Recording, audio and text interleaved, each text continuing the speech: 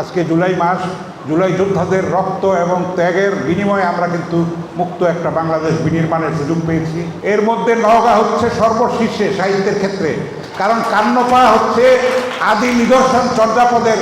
এটা কবি আতাউল হক সিদ্দিকী বলেছেন। আমিও বাংলা সাহিত্যের অনার্স মাস্টার্সের ছাত্র, পরে জার্নালিজমেও করেছি।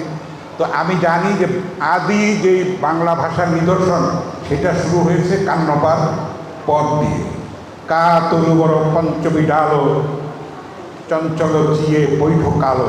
আমার বন্ধু প্রয়াত বিশিষ্ট রবীন্দ্রসঙ্গীত শিল্পী সাদি মোহাম্মদ এটাকে নিজে সুর করে গিয়েছে, হয়তো ইউটিউবে আপনারা পেতে পারেন। আপনারা দাবি করতে পারেন যে 64 জেলার মধ্যে বাংলা সাহিত্যের শীর্ষ জেলা হচ্ছেন আপনারা। আমিও একটা গাঁয়ের ছেলে, সোনার গাঁয়ের ছেলে। আপনারা হলেন নওগাঁ। আপনাদের উপজেলার নামগুলি অনেক সুন্দর: পোরশা, মহাদেবপুর, পত্নীতলা, মোহনপুর, মান্দা। মান্দা যে কুসুম্বা মসজিদ আসার পথে দেখে এলাম, এটা যে নতুন টাকা নোটের থেকে বাধ্য হয়েছে, আমি এটা নিন্দা প্রতিবাদ করি এবং এটা যেন ইনক্লুড করা হয় সেটা আমি দাবি করবো এখান থেকে। এবং পোরশায় কিছুদিন আগেও সীমান্তে হত্যা হয়েছে, আমি সেটারও নিন্দা করব। আমরা বাংলাদেশের মানুষ মাথা উঁচু করে আমরা দাঁড়াতে চাই।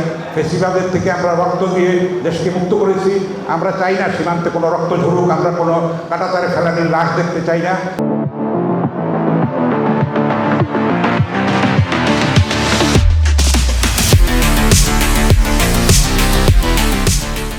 আমরা ভারতের বন্ধুত্ব চাই, সমতার ভিত্তিতে, ন্যায্যতার ভিত্তিতে। ভারত আমাদের মুক্তিযুদ্ধে সহায়তা করেছে, আমরা কৃতজ্ঞ, কিন্তু আমরা কখনো মাথা বিক্রি করে দিতে পারি না, চাইও না সেটা। আমরা স্বামী স্ত্রীর সম্পর্কে সেই কুৎসিত বলয় থেকে আমরা বেরিয়ে আসতে চাই, না হলে জুলাই শহীদদের প্রতি আমাদের অবমাননা করা হবে। আপনারা যেন যতদিন বাংলা ভাষা থাকে কান্নপার নামে এই পুরস্কার এবং এই সম্মাননা আপনারা যেন অব্যাহত রাখেন, সেই প্রত্যাশা আমার থাকলো, দোয়া থাকলো, এবং আমার ক্ষুদ্র সাধ্য দিয়ে যদি আমি কোনো সহায়তা করতে পারি আমি সদা প্রস্তুত।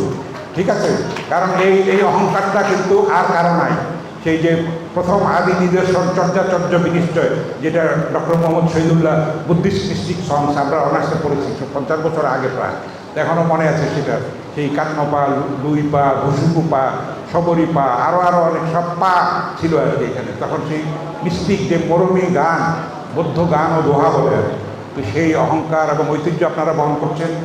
আর গ্রেটার রাজশাহী তো একটা সুন্দর জায়গা, পদ্মাপার, ওপারে মুর্শিদাবাদ, ভাবলেই গায়ের কাটা দিয়ে ওঠে, তাই না? সেখানে সিরাজউদ্দৌলা, যেখানে বাংলার স্বাধীনতা অস্তমিত হয়েছিল। রাজশাহীকে শিক্ষা শহরও বলা হয়। রাজনৈতিক কারণে সেই ঐতিহ্যটা ম্লান হয়েছে, আপনারা সেটা পুনরুদ্ধার করে আনবেন সেই প্রত্যাশাও করি।